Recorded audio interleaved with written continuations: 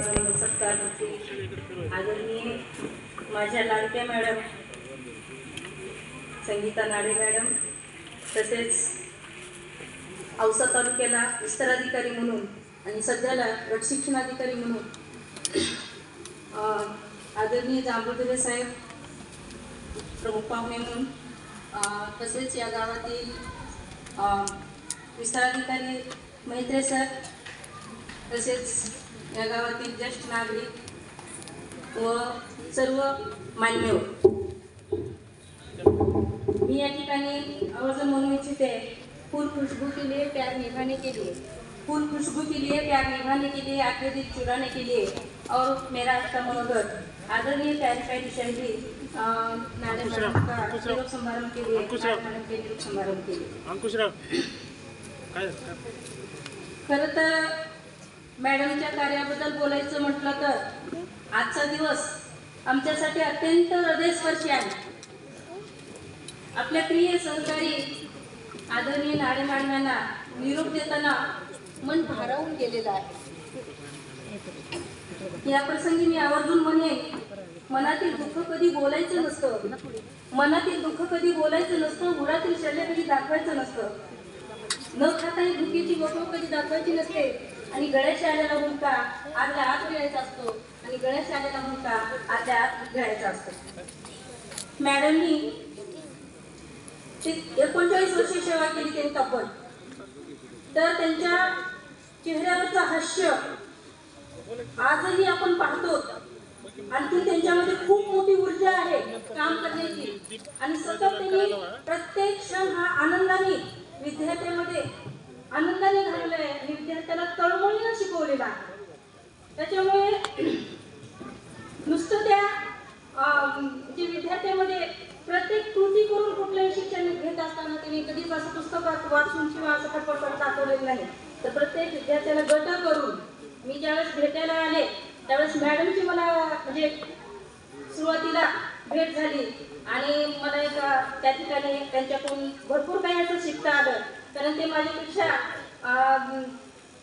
जास्त सेवा झालेली आहेत आणि त्यांचा अनुभव खूप असा मोठा अनुभव आहे। भेटेमध्ये त्यांच्याकडे पहिलीपासून 5वीपर्यंत त्यांचा वर्ग असायचा, विद्यार्थी अतिशय आनंदी असायचे, आणि विद्यार्थी त्यांनी असे घडवले अतिशय चुणचुणीत विद्यार्थी। आजही त्यांनी विद्यार्थ्यांना फोन केल्यावरती विद्यार्थी मॅडमचा निरोप आहे म्हणल्यावर आत्ताच काहीतरी 10-12 मुलं या ठिकाणी मॅडमसोबत फोटो वगैरे घेऊन भेटायची मुलं आज या ठिकाणी आलेले आहेत, मुली देखील येणार होत्या, आल्या असतील, म्हणजे त्यांच्या कामाची पावती आहे। मला या ठिकाणी आवर्जून असं मला असं वाटतं, इंसान न कद से बड़ा होता है न पद से बड़ा होता है, इंसान न कद से बड़ा होता है न पद से बड़ा होता है, जो मुश्किल घड़ियों में सबके साथ खड़ा होता है वही बड़ा इंसान होता है, वही बड़ा इंसान होता है। अशा प्रकारे आमच्या आदरणीय नाडे मॅडमनी प्रत्येक विद्यार्थ्यांच्या, म्हणजे आता विद्यार्थी सगळे चांगल्याच घरचे असतात आपल्या जिल्हा परिषद शाळेचे असं नाही, प्रत्येक विद्यार्थ्याला काहीतरी मदतीचं हात हवा असतो, आणि त्यावेळेस मॅडमनी त्या विद्यार्थ्यांना शैक्षणिक साहित्य म्हणा, वह्याच्या रूपात म्हणा, पाठ्यपुस्तकाच्या रूपात म्हणा, अन्य कोणत्याही रूपात म्हणा, ते विद्यार्थ्यांना सारखं पुरवत असायच्या, आणि विद्यार्थी आनंदाने त्यांच्यामध्ये शिकायचे।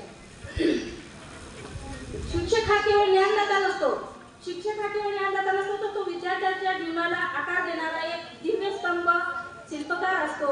नाडे मॅडमनी आपल्या शिक्षकी जीवनात विद्यार्थ्यांसाठी, शाळेसाठी आणि सहकार्यासाठी अतिशय महत्त्वपूर्ण योगदान दिलेलं आहे। मी या ठिकाणी म्हणेन, आठवणी हसू आणतील, आठवणी रडू आणतील, आठवणी हसू आणतील, आठवणी रडू आणतील, एकटा असतानाही मनात गर्दी करतील, आणि गर्दीतही मनात पोरकं करतील, आणि गर्दीतही मनाला पोरकं भेटतील। अशा आमच्या आदरणीय नाडे मॅडम सगळ्यांच्या सोबत प्रत्येक शाळेमध्ये त्यांचा सगळ्यात पुढे वाटा असायचा। त्यांचं वय भरपूर होतं, पण ते कधीच नाही वयानं असं म्हणजे मी थकलेले असं कधी दाखवलं नाही। त्यांना गुडघ्याचा खूप त्रास होता मॅडमला, तरी पण त्या कृतीयुक्त शिक्षण घ्यायचं। मी म्हणायचं, मॅडम गुडघ्याचा त्रास आहे, जरा सांभाळून कृती करत जावा, नाही मॅडम चलत राहते, म्हणजे त्यांची ती ऊर्जा खूप होती त्यांच्या शरीरामध्ये। त्यांची अध्यापन शैली, विद्यार्थ्याशी असलेला मैत्रीपूर्ण संबंध, आणि शिक्षणासोबतच मूल्याने दिलेली शिकवण, यामुळे त्या आमच्या कायम स्मरणात राहतील। यांच्या मार्गदर्शनाखाली अनेक विद्यार्थी घडले, आदरणीय नाळे मॅडमच्या मार्गदर्शनाखाली अनेक विद्यार्थी घडले आणि आम्ही सहकारी म्हणून सुद्धा त्यांच्याकडून बरेच काही शिकलो. मी तर म्हणे की बूंदों से मोती मांग लेंगे, बूंदों से मोती मांग लेंगे, चांद से चांदनी मांग लेंगे, बूंदों से मोती मांग लेंगे, चांद से चांदनी मांग लेंगे. अगर अगले जन्म में आप जैसे दोस्त मिले मैडम तो भगवान से विनती कर और एक जिंदगी मांग लेंगे, और एक जिंदगी मांग लेंगे. मॅडमचा संयम, सकारात्मक दृष्टिकोन आणि त्यांची शिक्षणावरील निष्ठा पाहून आम्हाला नेहमी प्रेरणा मिळाली. त्यांचा प्रत्येक शब्द, त्यांची प्रत्येक कृती विद्यार्थ्यांच्या आणि आमच्या मनात कायम कोरली जाईल. या ठिकाणी त्यांना भेटत, या ठिकाणी आदरणीय दामोदरी साहेब आहेत, त्यांच्या वर्गाची तपासणी केली असता त्यांनी वर्ग पाहिला मॅडमचा, त्यावेळेस खरंच कौतुक सरांनी सगळ्यात आपला समोर घेऊन त्यांचं भरभरून असं कौतुक केलं. मोडून गेली परिस्थिती परंतु मोडला नाही कणा, मोडून गेली परिस्थिती परंतु मोडला नाही कणा. पाठीवरती हात टाकून कुणीतरी, पाठीवरती हात टाकून कुणीतरी, पाठीवरती हात टाकून कुणीतरी, तुम्ही तरी फक्त लढ म्हणा, तुम्ही तरी फक्त लढ म्हणा. या उक्तीप्रमाणे, बाबा आमच्या उक्तीप्रमाणे मॅडमने खूप सुंदर असं कार्य त्यांच्या शिक्षण क्षेत्रामध्ये निभावलेलं आहे. आणि त्याच वेळेस साहेबांनी त्यांच्या कार्याची दखल घेऊन लगेचच त्यांना तालुकास्तरीय आदर्श शिक्षक पुरस्कार जाहीर केला गेला. आम्हाला सुद्धा त्यांचा खूप आनंद त्या ठिकाणी वाटला. अशा आमच्या मॅडम सगळ्यांना घेऊन चालणाऱ्या, त्यांच्या कामाबद्दल जर बोलायचं झालं तर या ठिकाणी ते म्हणतात बघा, ना सत्ता साथ जाती है ना संपत्ति साथ जाती है, न सत्ता साथ जाती है ना संपत्ति साथ जाती है, लेकिन इंसानियत की सनद दोस्तों हर हाल में साथ निभाती है, हर हाल में साथ निभाती है.